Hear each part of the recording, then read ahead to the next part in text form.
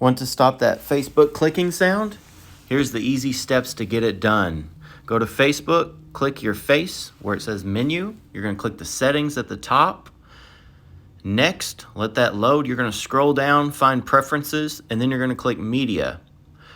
Once you click media, it's going to open this up and you're going to see in-app sounds. Turn this off and that will stop the Facebook clicking sounds.